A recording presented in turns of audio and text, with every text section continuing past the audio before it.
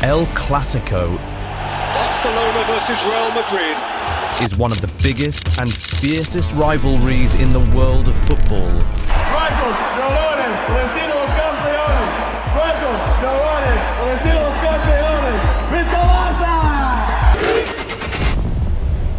And perhaps even in all of sports, whenever Barcelona goes up against Real Madrid, there are bound to be fireworks.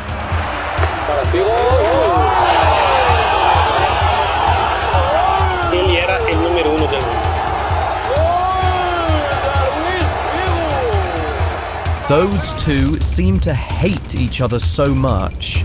The players, the coaches, and especially the fans. Because El Clasico isn't just a football match, it's a battle between two identities. FC Barcelona represents Catalan pride, independence, and resistance.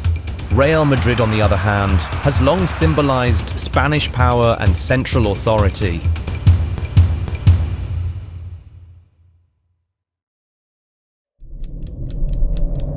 Through the years, this rivalry has become more and more heated, and one of the unspoken rules is never to switch sides, especially if you are the best player and captain at your club.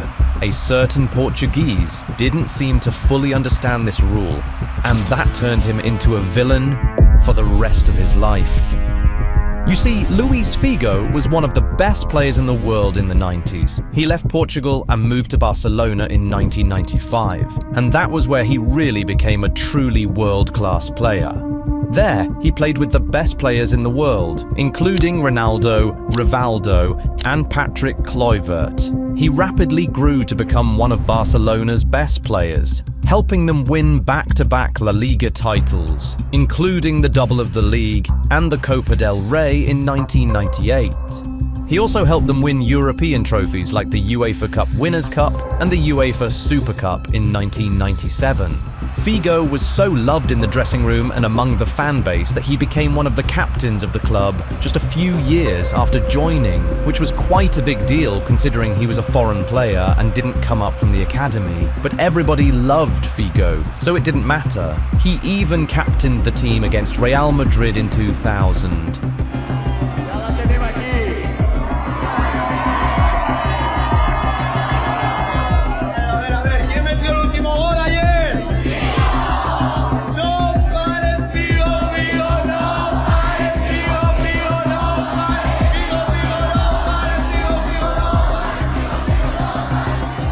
Little did the fans know that that was going to be his last Clásico as a Barcelona player.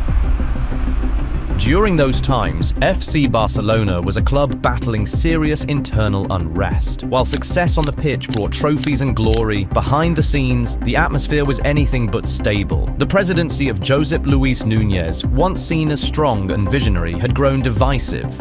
Tensions between the board and key players were rising. Contract disputes, mismanagement, and communication breakdowns became common headlines. So in the summer of 2000, Figo found himself embroiled in a grand plot by Florentino Perez to win the Real Madrid presidential election. It is a very long story, and maybe I'll tell you another day. En este caso era sentirme valorado por aquello que yo daba al club. Quizás no me sentí lo valorado en relación a los que gestionaban el club comparado con los que apoyaban el club, en este caso los adeptos, ¿no? Tienes ese sentimiento de que no reconocen lo que das. Quizás otro lado te lo reconoce de todas formas, ¿no? But to cut it short, Figo's agent signed a pre-agreement with Perez, stipulating that if the Spanish businessman became Real Madrid president, the Portuguese player would have to move to Madrid or pay a fine of 30 million euros. I should tell you that at that point, no one really gave Perez a chance to become Real Madrid president. So, Figo's agent saw it as a low-risk chance to get an improved contract from Barcelona for his client. Well, unfortunately for him, against all the odds, Perez did win the election. and since neither he nor his client had 30 million euros to pay the fine, Figo had no other option than to move to Real Madrid. O Dom Florentino explicou-me o projeto. Bom, tá bom, eu disse, bom, eu vou falar então com o Luís e depois tornamos a falar. Yo, Luis, te quiero dar, en nombre del Real Madrid Club de Fútbol, la bienvenida a este club. Como todos los que estamos en este momento en la Junta Directiva, te apreciamos. Muchas gracias, Luis. Los Blancos triggered his release clause of 62 million euros in July 2000 and instantly became a Real Madrid player, essentially making him the most expensive footballer in the world at the time. Figo officially became Florentino Perez's first Galactico. But you see, Barcelona fans were not interested in the details of Figo's move. They didn't care who was at fault or if he was played, they just felt really betrayed and very disgusted. In the days following Figo's move to Madrid, Spanish sports papers were flooded with reactions. In an interview, Barcelona legend Hristo Stoichkov said, "If I ever see him in a Barca shirt again, I'll cut off his ears." Even club president Joan Gaspart, who took office shortly after the transfer, revealed how deeply it hurt the institution. "I would have rather lost the election than lose Figo the way we did. It broke something sacred. If you never watched Figo at Barcelona, a good comparison would be if Messi left Barcelona in 2012 and moved to Real Madrid. And to make matters just a little bit worse, Figo went and won the Ballon d'Or at Real Madrid, even though everyone knew he received the award for the work he did at Barcelona. As expected, the entire Barcelona fan base turned against him, and they made sure to make their displeasure known each time the traitor returned to the Camp Nou. The build-up to Figo's return to Camp Nou was unlike anything football had seen. The newspapers called him a traitor. Posters with his face defaced covered the streets of Barcelona. Everyone knew what was coming, and yet he had to walk into the lion's den. Todas estas localidades que están viendo en estos momentos se van a llenar, es lógico, 100.000 personas estarán aquí en el Camp Nou, no hay entradas, por tanto se juega aquí el Barça-Real Madrid, o a lo mejor sería mejor apuntar que lo que se juega aquí es el Barça contra Figo. According to teammates at the time, Figo was quiet, colder than usual. He barely spoke during training. He kept his head down, focused on every drill, every tactical instruction. He was preparing not just for a football match, but for psychological warfare. The first time Figo returned to Barcelona as a Real Madrid player was on the 21st of October, 2000, and the home crowd came very prepared. There were banners all around the stadium with words like Judas, traitor, mercenary, scum, boldly written on them, all obviously referring to only one man in the stadium.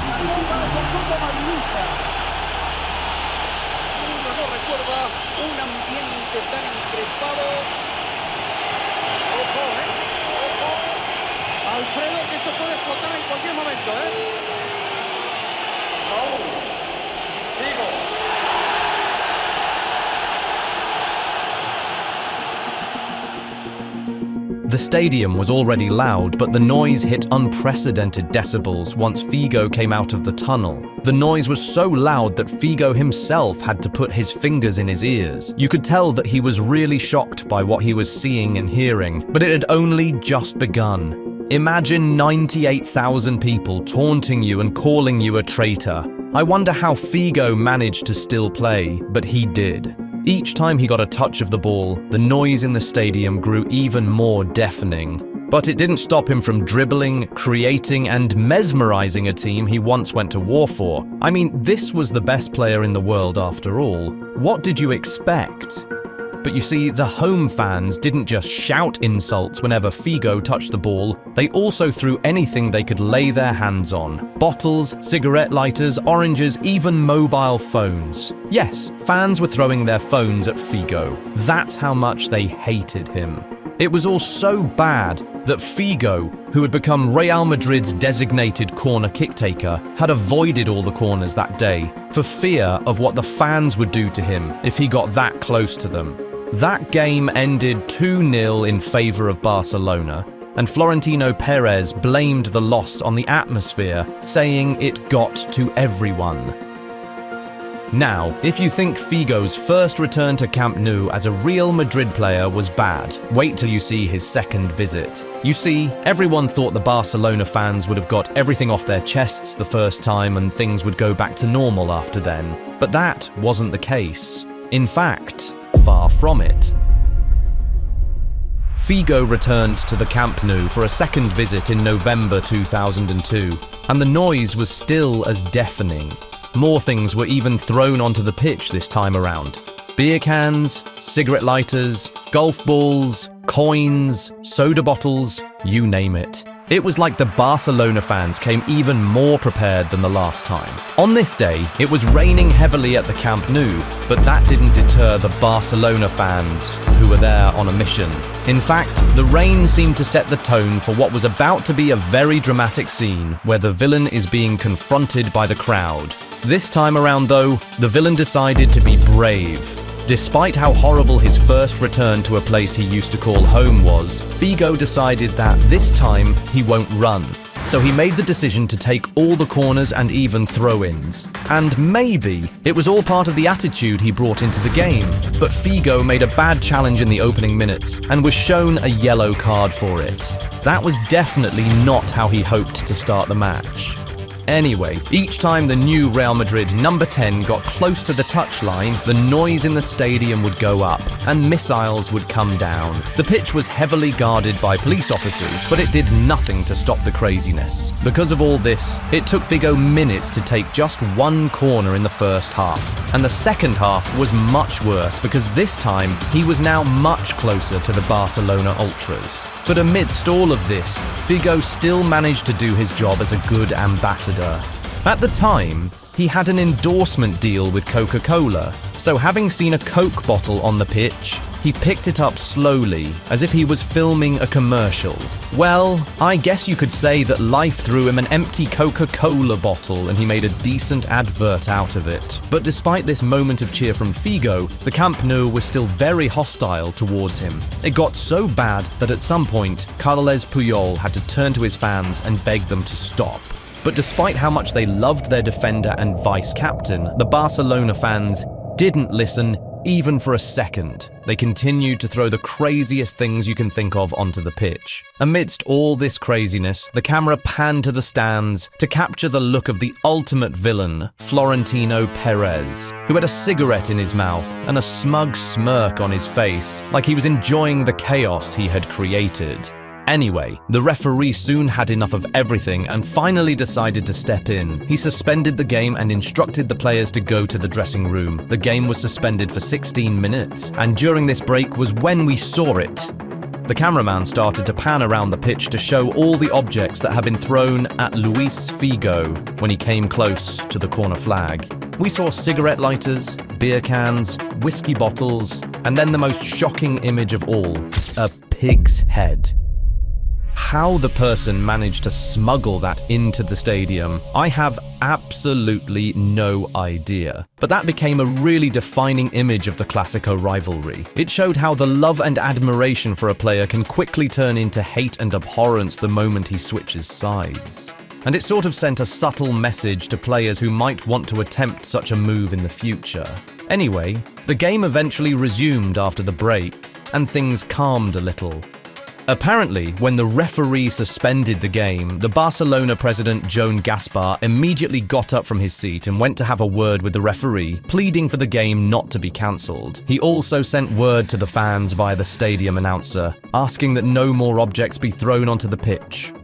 And well, it worked. The objects stopped raining down, but the noise kept going up. But the match officials, security personnel, and police officers managed to keep some semblance of sanity in the game until the end. The game ended goalless, and it sort of felt fitting that there were no goals to distract from the craziest reaction to the return of a former player we had ever seen in football history. After the match, the Barcelona president accused Figo of provoking the home fans in some way, And the Barcelona manager, Luis van Gaal, said that the Portuguese forward should have been sent off in the game. But Figo wasn't about to stay quiet. He hit back at both of them in his post-match interview. He said he wasn't sure if the president was joking or not, and that he was surprised that Van Gaal spoke about him in public, considering he never did during their 2.5 years together at Barcelona. He also pointed out that he saved the Dutchman's ass on more than one occasion.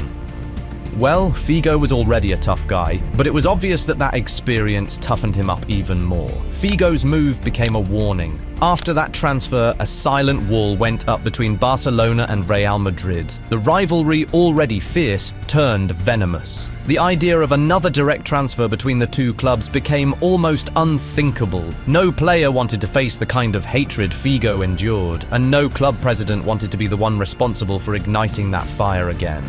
In fact, to this day, Figo remains the last high-profile player to make a direct move from Barca to Madrid. The trauma of that transfer left a lasting scar, not just on the clubs, but on all of Spanish football. El primer año, con toda la presión que tuve, ganamos la Liga. El segundo año ganamos la Champions. Así que ganamos todo. El ciclo de victorias ha cambiado porque después el Barcelona estuvo 5 años sin ganar, ¿no? He sido uno de los peores presidentes del Barça, punto. It's come to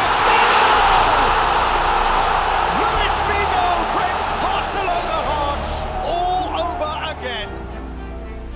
But what if I told you that Figo is not the only guy who played for Real Madrid after previously playing for Barcelona? Ronaldo did too. And if you want to hear the story about the match that very nearly killed him, just click on this.